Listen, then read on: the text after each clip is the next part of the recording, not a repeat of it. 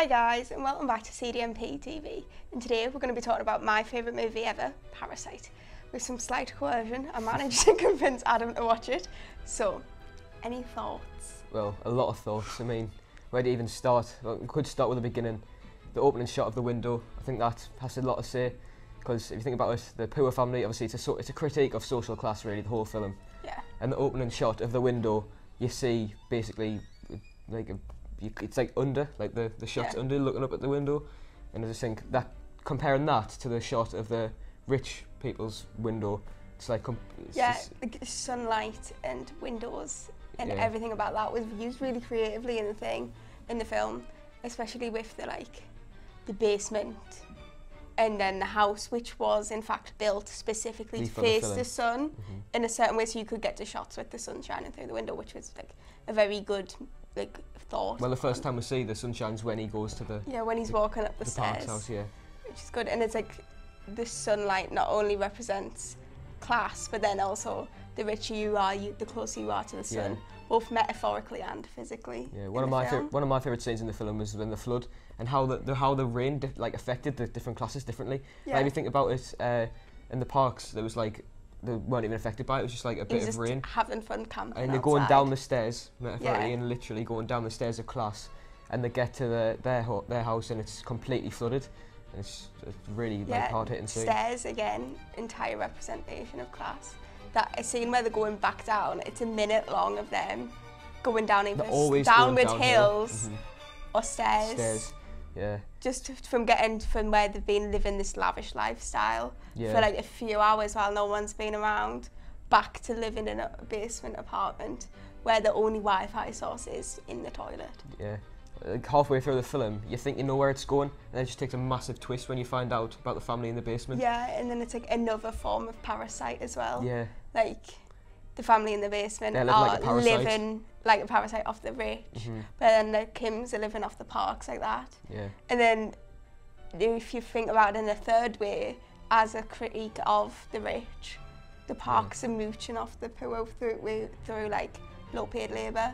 Yeah. So it's all three ways you can think about the name. Yeah, they're literally living under the feet. Like in society, a lot of people say, oh, the rich don't just look down on the lower class, and that's literally what they're doing. They're literally living above them. Yeah, that is a good point.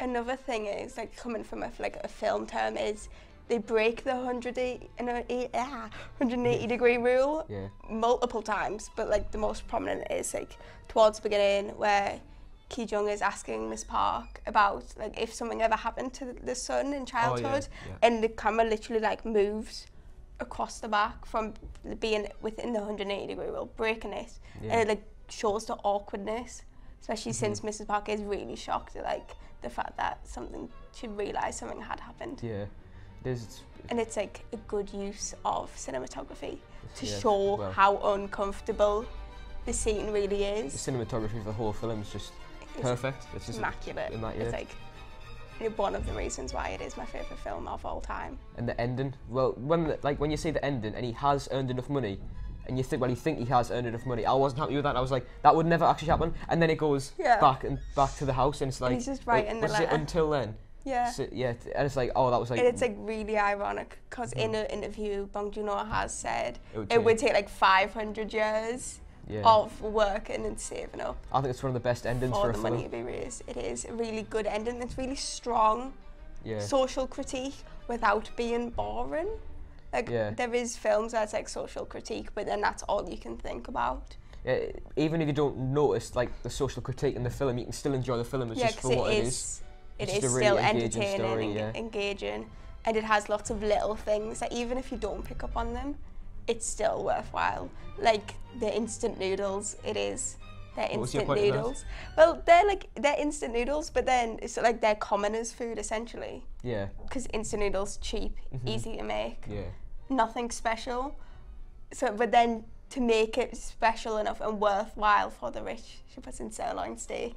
Yes. Yeah. And it's like a merging of the classes, which is what the whole turning something commoner, as like you'd probably did figuratively put it, to something very special by putting in expensive steak. Yeah. It's quite ironic. Yeah, it's a good point. Yeah. I also thought that like another like really good detail was when the Parks get asked if they love each other, the couple, they both like hesitate before they say it, and it's clearly just like a business. They don't love each other. The family's clearly disjointed, whereas the poorer family, you can clearly tell that they're more of a family. Like they care for each other more.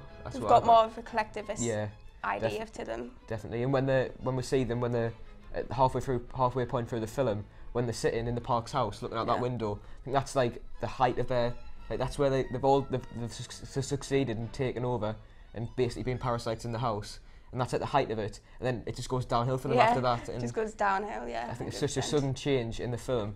It's just brilliant. It was so clever from the director. Another thing about the cinematography, which I like picked up on when I was rewatching it last night, is Mr. Park goes on and on about how like people shouldn't cross the line of where they're meant to be in society. Yes. And the line is like in some points clearly like represented. Like the shot of Mrs. Park and Kiwoo going up the stairs, there's a pillar separating them. Before they meet, when he's inside, she's outside, the window, there's a line in the window that clearly separates them. But as more of the Kims come into the family, you no longer see the line anymore. And it's like they've successfully infiltrated the family. The line, they have overstepped the line and it's no longer there.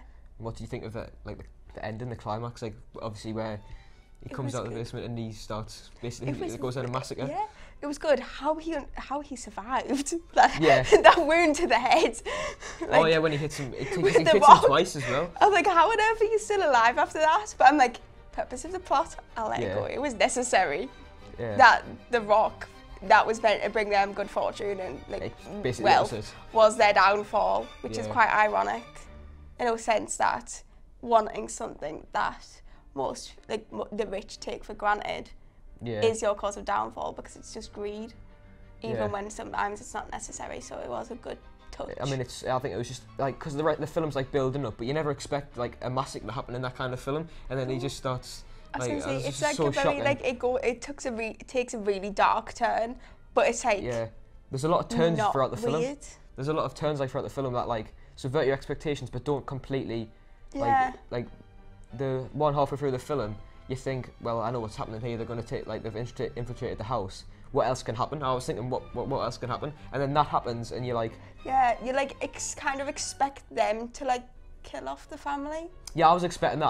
And like, something like I mean, it's in some way they do, because obviously Mr. Kim kills Mr. Park, but then you don't expect that they would die as a result at the hands of someone who isn't the Park. I love the running theme of like when he goes like that under his nose.